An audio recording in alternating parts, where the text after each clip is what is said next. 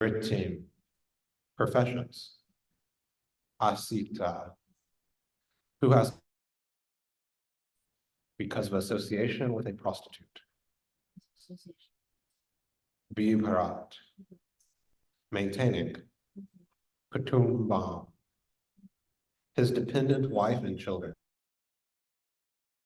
Shuchi, being most sinful. Yatyam asa,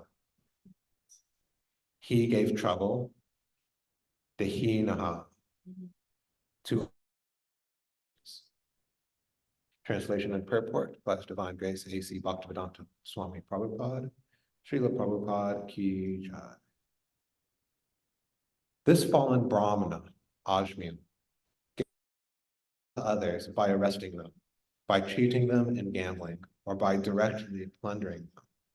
This was the way he earned his livelihood and maintained his wife and children. Purport. This indicates how degraded one becomes simply by engaging in illicit sex with a prostitute.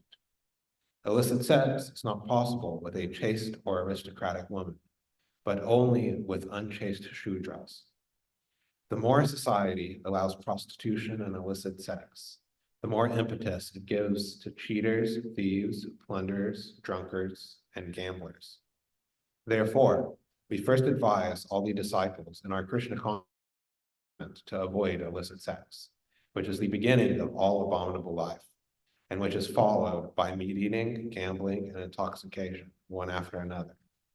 Of course, restraint is very difficult, but it is quite possible if one fully surrenders to Krishna, since all these abominable habits gradually become distasteful for a Krishna conscious person. If illicit sex is allowed to increase in a society, however, the entire society will be condemned, for it will be full of rogues, thieves, cheaters, and so forth. Om Ganataramandaskya, Ganajana Flakaya, Chakshumatamena, Tasmai Shri Guruve Namah. Jai Shri Krishna Chaitanya, Prabhu Nityananda, Shri Advaita Gadadhar, Shri Sari Gaura Bhaktivinoda. Hare Krishna, Krishna Krishna, Hare Hare, Hare Rama, Rama Rama, Hare Hare. So we're continuing to hear about the story of Ajmil, biography, and because of association with this prostitute, he has taken to abominable means of livelihood by cheating others, gambling, just directly robbing them, or it says arresting them, so I guess it's something like kidnapping them. And Prabhupada makes the point in the purport that the impetus to these sorts of activities, as well as others, cheating, plundering, gambling, etc., is illicit sex, which is considered really to be the foundation of all material life and existence. Interestingly, this isn't only the conception in the Vedic worldview, but also the modern scientific worldview. Darwinism is basically that the point of life is sex life. And it is through this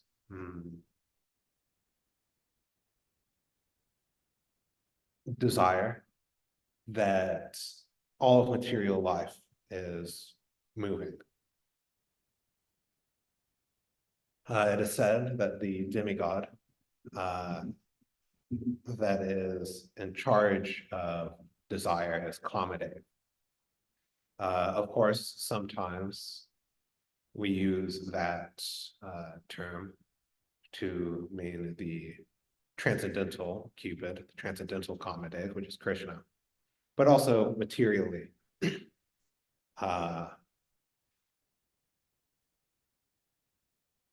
There is a Kamadev, a demigod, in charge of such desire. And it is said he's called Ananga because he has no body, no limbs, because he was burned up by Lord Shiva. And because he has no body, he can go everywhere. In one sense, he has no body, but in another sense, he has every body. Because everything is moving under the impetus of him. Of course, when we think of Kamadev, we generally think of Transcendental One, Krishna. But those of us who have received the Gayatri mantras also referred to as Pushpabana, flower arrows. Flower arrows are more dangerous, actually, than arrows made of steel. Because these desires give rise to the entirety of material life. There's this somewhat well-known pastime with Srila Prabhupada, where there is a devotee who had just taken sannyas initiation in New York. And Prabhupada told him, he asked him, the women in New York, they're very beautiful, right? And this devotee, it's like, what am I supposed to answer? Am I supposed to answer yes, and just agree with Prabhupada? Or am I supposed to answer no, because, I'm a sannyasi and I'm not supposed to even, notice on the bodily platform, women versus men, especially women. And then, Prabhupada asked him again. And then eventually, I think most people here know the conclusion that the women in New York were very beautiful because otherwise the men would not build such tall buildings.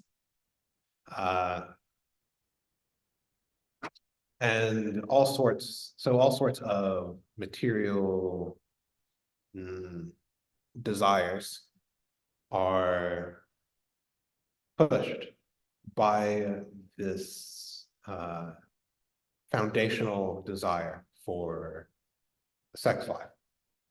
And in particular, one Prabhupada is talking about in the purport is illicit sex life. And the loosening of restraints on this desire leads to so many societal problems. Of course, there is always sex desire in the material world. There's always really every type of desire in the material world. That's why we are all coming here. But specifically, this foundational desire, which is a reflection of the adi ras, the original taste, is always going to be there. So every society, Prabhupada says elsewhere in Bhagavatam in a purport, and so every society has marriage to control this. But the loosening of these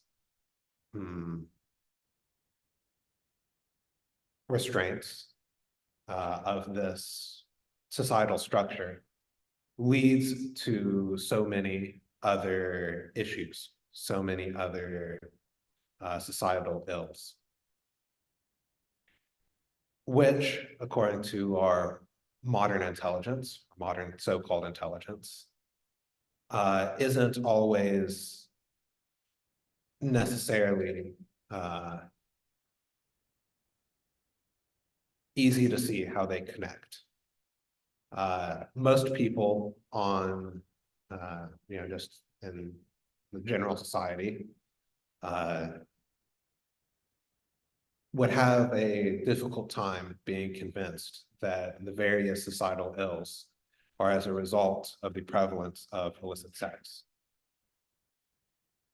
If you go to, for example, my alma mater, Temple University, stop a random student and ask, do you think that illicit sex life is the cause of the majority of society's problems? Their response would probably be, what makes the sex illicit?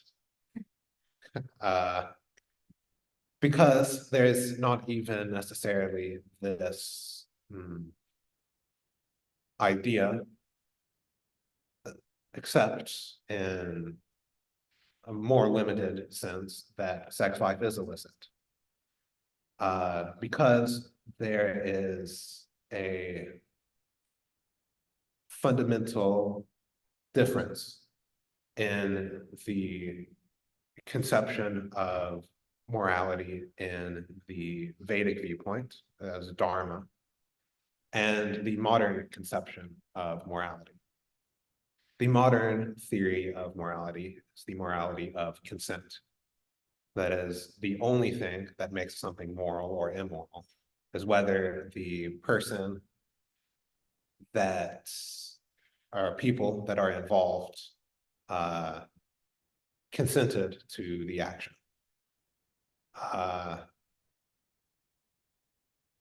Of course, consent is important, but I don't want to be, misunderstood or canceled or anything. Get us taken down from YouTube. But the Vedic conception is much wider than that.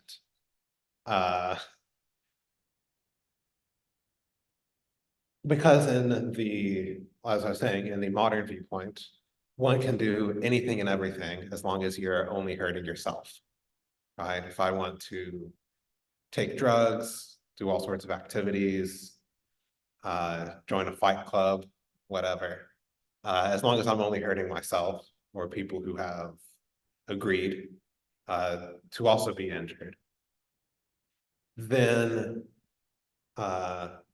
that is moral. The dharmic conception is, of course, completely different. Not in the least because a lot of the impetus is on duty and what is proper and improper action.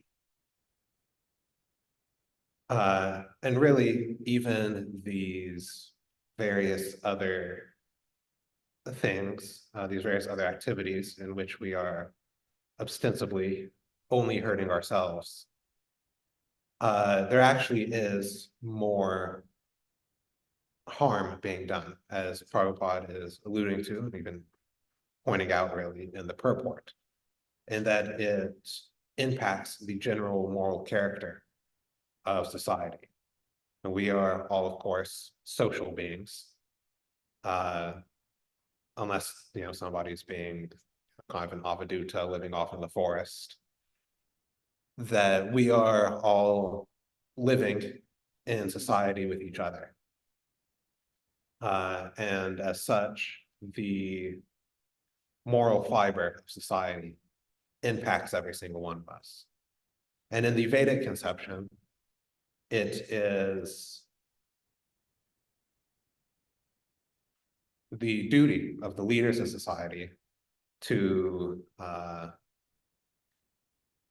protect people, including protecting kind of the social welfare, and sometimes even protecting people from themselves. Of course, different classes of people, different varnas, to use the technical term, have kind of different rules also about what is considered contaminating or not contaminating for them, or what is dharmic or adharmic. Somebody who is one of the lower castes isn't necessarily held in the Vedic system to the same standards of behavior that a Brahmana might be, or a Kshatriya might be. So, yes, the various societal issues of today are driven in a large part by the loosening of the constraints on sex life.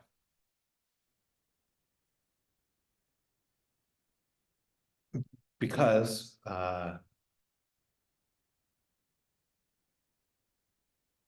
too much indulgence or unrestrained indulgence in these desires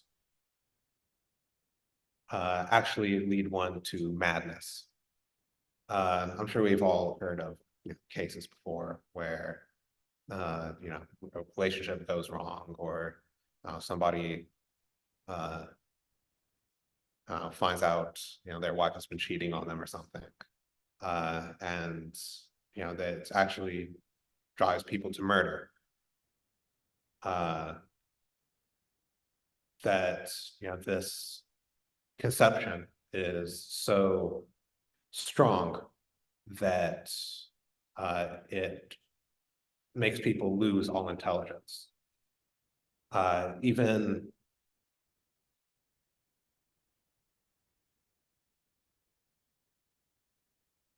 in other cases, I'm thinking specifically, this is several years back at this point. What was his name? The case of Elliot Rogers, I was thinking about. I think that's his name. Where, because he had the desire for sex life, was never taught to control his senses, he ended up going on a killing spree to kind of just get revenge of the world. So this desire, this kama, should be controlled. Because, as Prabhupada mentions in the purport, it is very difficult to restrain or to eliminate this sex desire. As it is pointed out in many places, it is the foundation of all material existence.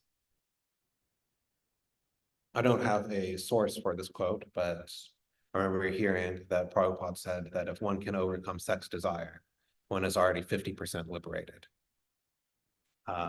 Just because one does not have to deal with that anartha anymore, which is so powerful and leads to so many other anarthas. But the question is, of course, how to do it. Really, the whole of Vedic society, of the Varnashram system, is in some sense answering the question of how to deal with sex desire. My Guru Maharaj points out that the 4 ashrams can be viewed or can be conceived as how do they deal with sex desire. It is forbidden in 3 and regulated in 1, which, as he points out, tells you what Vedic society thinks of the power of this. And this is the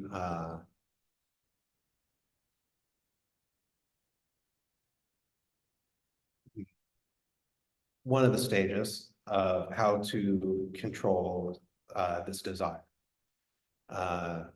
Once again, my Guru Maharaj compares it to a stance in martial arts. If you're going to fight this desire, I don't know if anybody here has done any martial arts before, but you have to have a powerful stance Otherwise, if somebody comes and pushes you, you'll just be knocked over.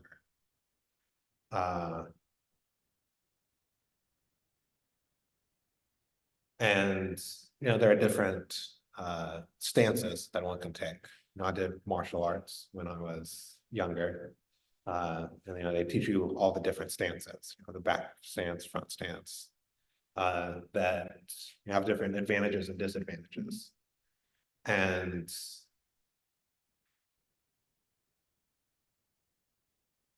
the stances available generally to people are brahmacharya or grihastha, about how to fight sex desire, either by just total renunciation of it or a regulated indulgence. And ultimately, we are not just interested in varnashram, but in Daiva varnashram, with Krishna at the center.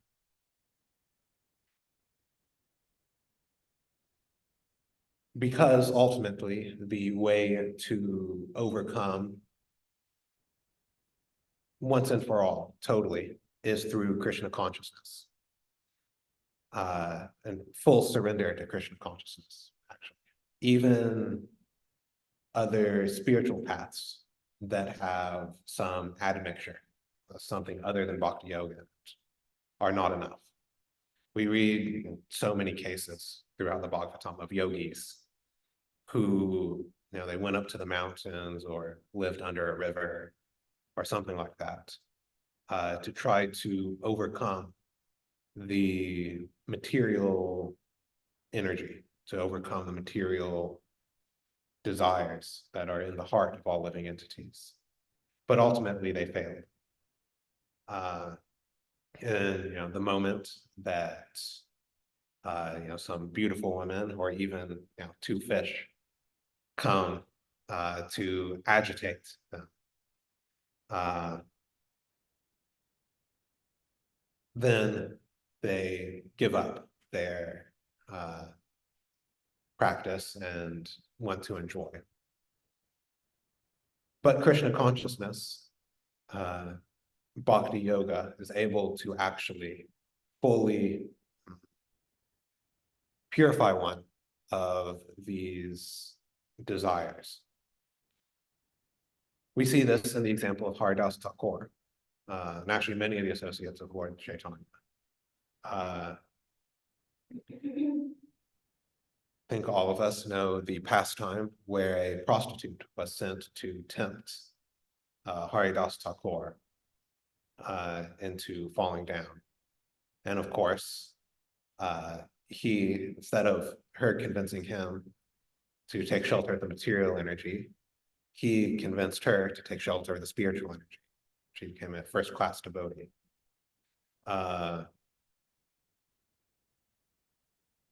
Also, of course, the associates of Lord Chaitanya, there's Ramananda Rai, who was able to watch and even touch the bodies of beautiful dancing girls without feeling the least bit agitated. And actually, in this Krishna consciousness, this taking shelter of, or this absorption in bhakti yoga, leads the underlying reality of sex desire to actually its ultimate reality or ultimate foundation. We read in the Bhagavad Gita that the material world is like a reflection, the tree in the water. So the spiritual world is like the actual tree, and the material world is like the reflection.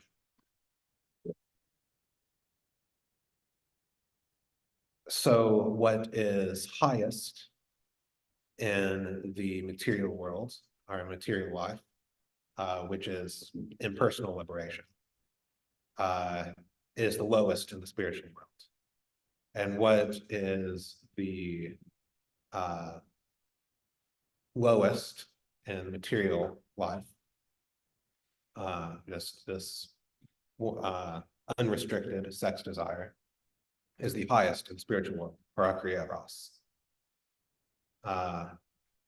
And it is recommended that if one hears about such pastimes from proper sources,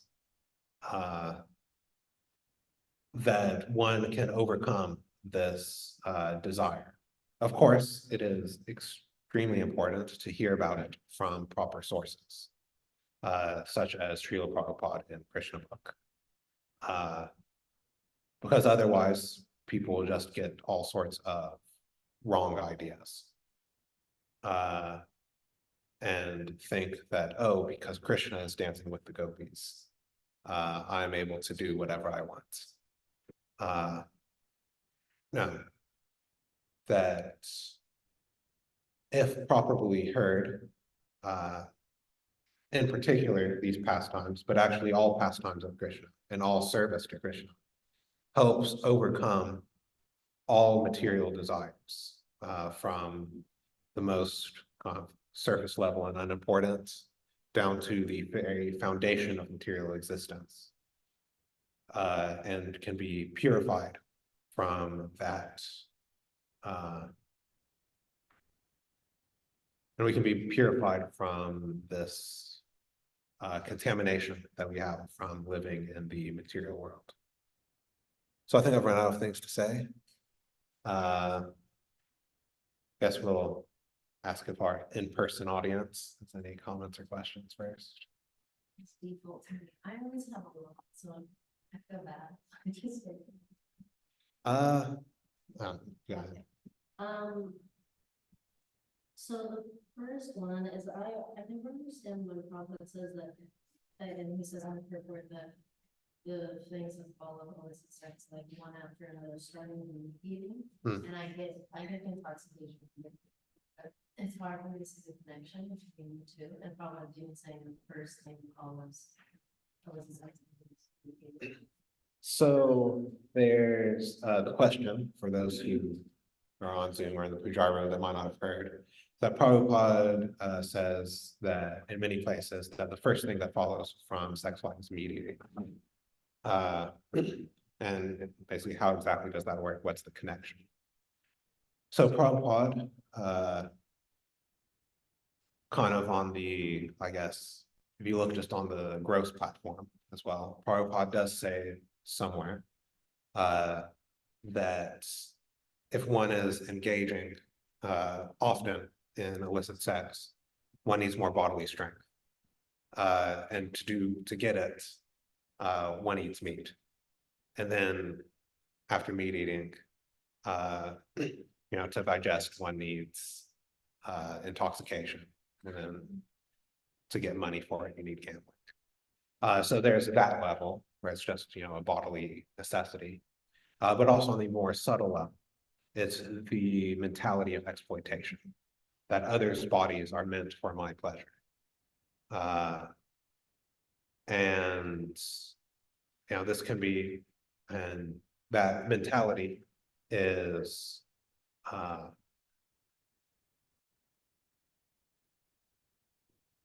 empowered by illicit sex. And it's the same mentality of meat eating, that is, I'm using this person's body because I have a desire.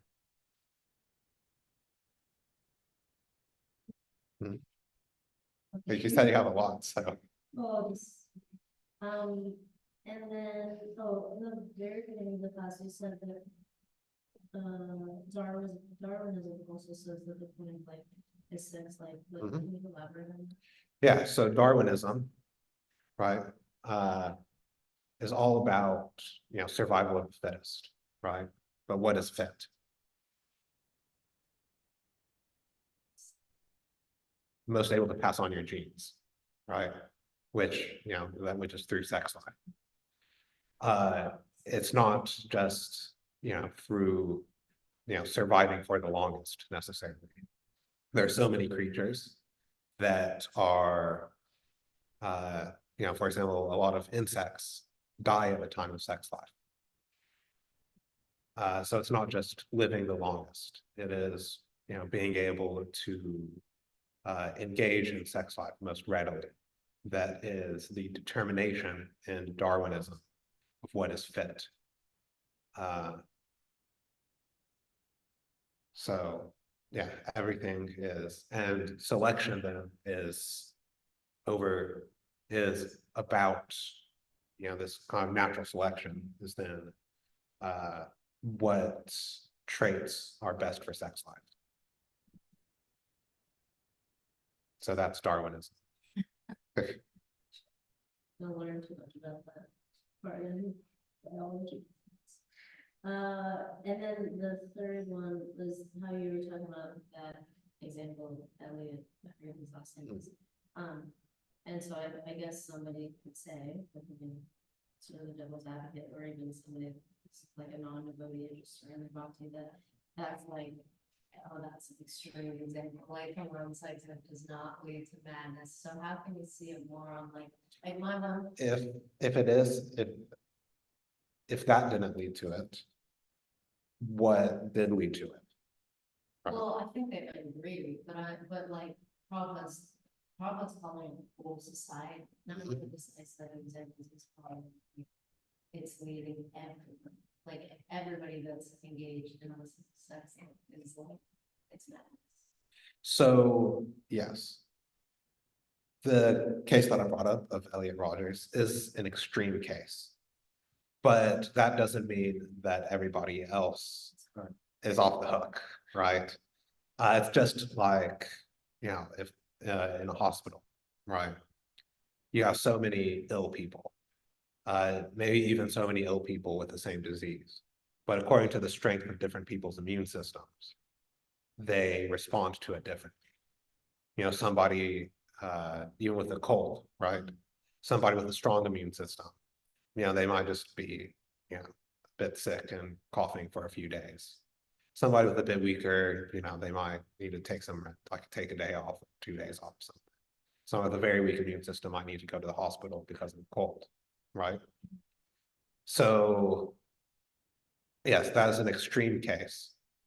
But in one sense, it is only extreme because we aren't used to it. Or in looking at it the other way, the other things aren't extreme because we are used to them, right? We're used to countries going to war and people, making all sorts of, you know,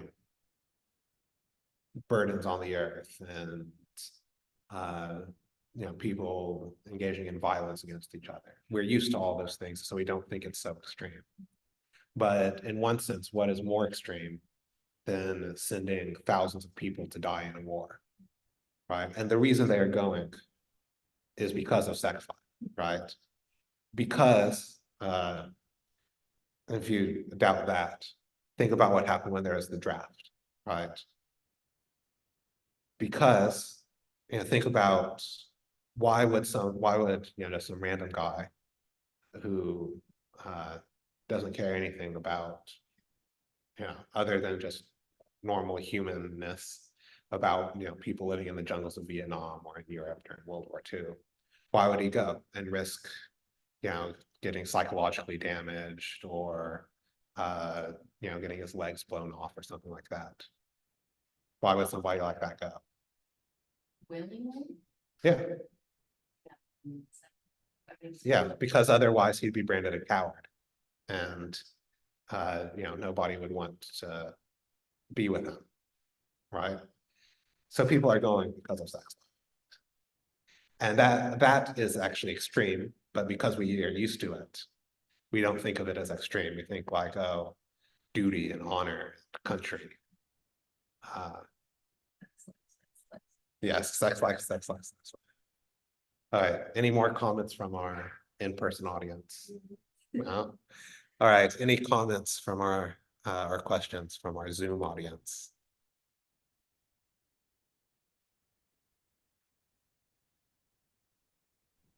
Hi, Krishna, for the question. Hare Krishna, Madhupama.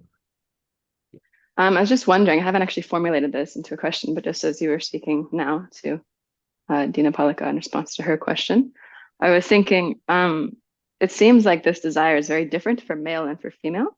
Like you're giving the example of the soldier who goes into battle. Why would he do it? Because otherwise he'd be deemed a criminal, or sorry, deemed a coward. But Right. for a lady psychology, that probably wouldn't be the same effect. Right. So yeah, it seems like this, and even that example Srila Prabhupada gave, like the women in New York are very beautiful, and if of course they're very beautiful, otherwise the men wouldn't build all these buildings. So is it that sex desire is actually more of a problem for men than it is for women, and that yeah, the women can be like released from this sort of, I don't know if that's what makes sense what I'm saying. Yeah, I think I understand what you're saying. And in a certain sense, yes. I, of course, cannot give so much personal comparison because I have no memory of being a woman. I'm sure in one of my past lives I was, but I only am, in one sense, unless one remembers one's past lives, one's only looking from one side of the equation. But in general, there is kind of a bit more intensity from one to the other, from one side versus the other. I remember hearing Gurudev saying in a men's class that he was giving that if you look at men's issues and women's issues in bhakti, with women there are lots of different issues that have to be discussed and balanced and everything. For men, there's one issue. So yeah, the expression of the two is different.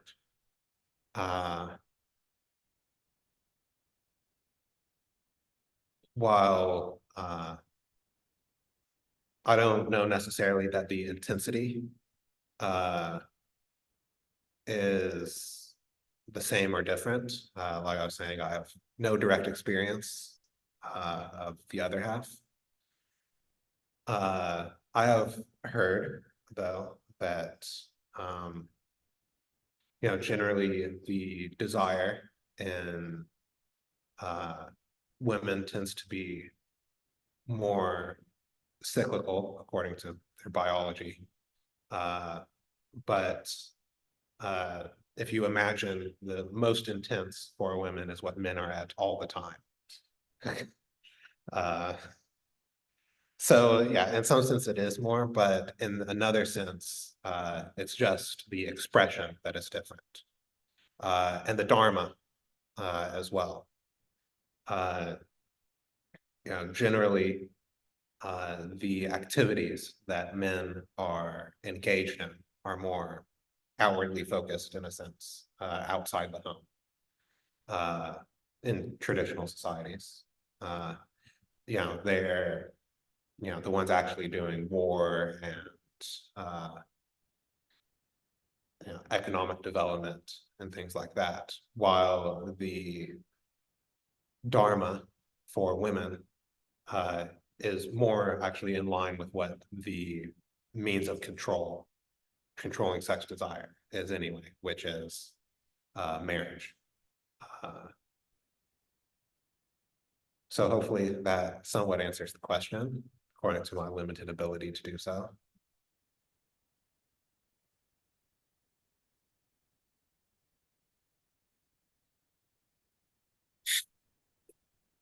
Hare Krishna.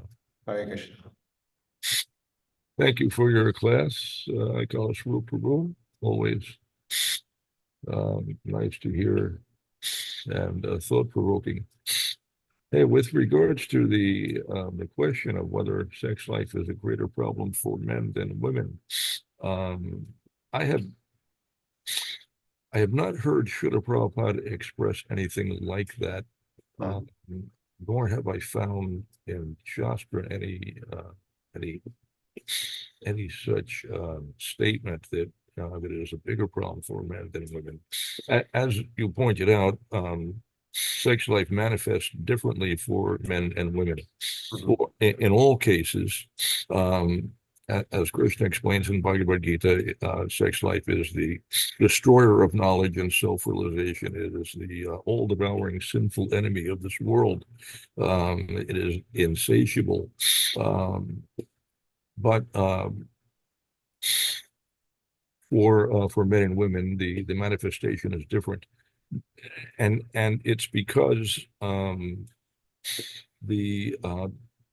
the role of men and women in the reproductive process is different based upon biology. So the male contribution to the reproductive process is relatively simple. It boils down to one thing. It's just an exchange of bodily fluids. And so men who are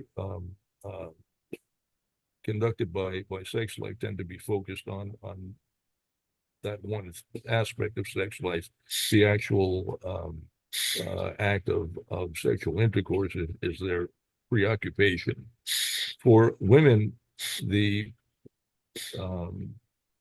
way that sex manifests is different. It is far more complicated. There are many more aspects. For women, there are many different facets to sex life. It is not just the actual sex act, and so their preoccupation is with many things. They because part of the manifestation of sex life in women, at least in the human species, because it's different in different species. In the human species, women are the attracting element. The males will be the aggressors, but the aggression is provoked by the attractive element of the female. In other species, it's different. In the bird species, the males are the attractors. Yet they are also the aggressors. So it's different in different species, but in the human species, women are the attractors, and they don't necessarily understand what they're doing, but by nature's arrangement, their behavior becomes attractive to the male of the species, or nowadays the roles of male and female are pretty confused. The lines have become blurred, but the essential principles remain there somehow. So for women, sex life manifests in things such as shopping for clothing, which seems pretty far removed from sex, but they have a need to dress themselves nicely, to adorn themselves, to make themselves attractive. They'll spend a great deal of time applying makeup to themselves and in various ways trying to enhance their physical beauty. These are all different manifestations of sex life. Sometimes they may argue with, I'm not really interested in sex life. I just like to dress up. But why do you like to dress up? That's the sex impulse for women. So this is just one example, but sex life in women takes many different forms, and sometimes it's not understood that these are actually manifestations of sex life. Sometimes we hear women argue that it seems to me as though men are much more lusty than women. It's said in Shastra that women are more lusty, actually 9 times more lusty than men, but it doesn't seem that way. They will argue that, well, it seems to me that men are always preoccupied with sex. I don't feel that way. But what they fail to understand is that there are very diverse manifestations of sex life for the female gender. For the men, it's focused, it's concentrated on just that one aspect. Women will be concerned with all the other different aspects of the reproductive process, which includes childbearing, child rearing. So they're interested in a home. They want an environment in which to raise a child. They want, you know, various amenities, all of what's required to raise a child.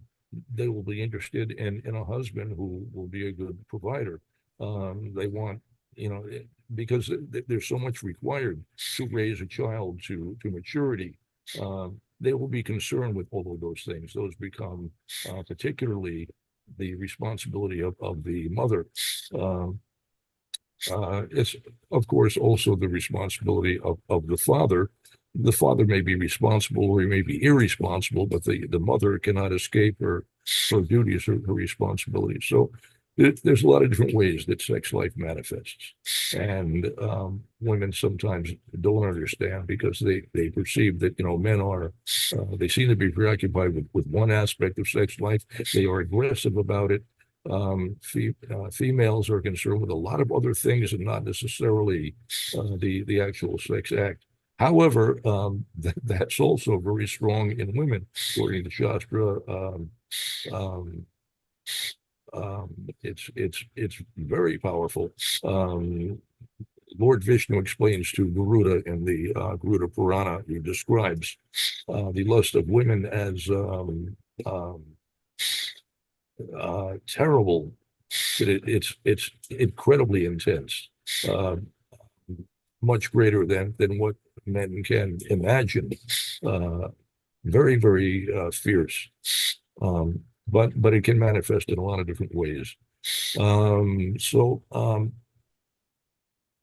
Yeah, 9 times. In Srimad Bhagavatam also we have accounts. Was it Karma Muni who manifested himself? He expanded himself 9 times in order to satisfy the lust of Devahuti with it. So that's there. But anyway, different expressions as you pointed out, different manifestations. So is it a bigger problem for men than it is for women?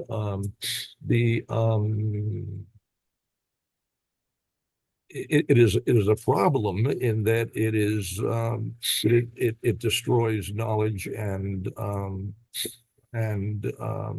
self-realization. It's Maya's shackles. There are many problems associated with sex life. Those problems affect both men and women equally, as far as I can see, based upon the statements of Shastra. Everyone is adversely affected, and equally so.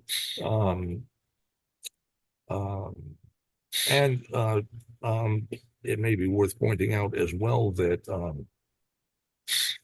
whether Srila Prabhupada has explained in numerous instances that whether sex life is illicit or licit, whether it's done according to religious principles or not, the deleterious effects of sex life remain the same. It's not that because I'm engaged in sex life according to religious principles, I'm not going to experience the bad side effects of sex life. That will still be there. It will still adversely affect your physical health. It will still adversely affect your consciousness and your power of concentration, your stamina, your memory, and so on. There are many different ill side effects to sex life. Any amount of indulgence, and in any aspect of sex life. For a brahmachari, it's explained there are 8 different aspects of brahmacharya, right? These are all different aspects of sex life that are to be avoided. So it's not just the sex act. It's thinking about for a brahmachari to think about a woman, to look lustfully at a woman, and so on. Eight different aspects. All of them, indulgence in any of them constitutes a fall down for a brahmachari. Also worth understanding is that those principles that form the foundation of brahmacharya are they apply to the brahmachari, they apply to the sannyasi, they also apply to the vanaprastha, and they also apply to the householder. It's the same for everyone. Everyone must abide by the principles of brahmacharya. A householder who is not adhering to those principles is not a householder. He is a grihamedi, not a grihastha. Grihastha has to also must control his senses. And one could argue that it's actually harder in some cases from the position of a householder, because he's got to be directly in contact with the objects of his senses all the time. Brahmacharya, sannyasi, or vanaprastha, they don't necessarily have to have that stimulus in their face all the time. But a householder has to deal with that regularly. And so, like sitting down at a banquet on a fast day, you can't eat, but there's all this these wonderful preparations in front of you. You can smell it, you can see it, but you can't eat it. Tormentuous. But there are also principles of the Grihastha ashram that help us to be successful as a householder, and not everyone is the same.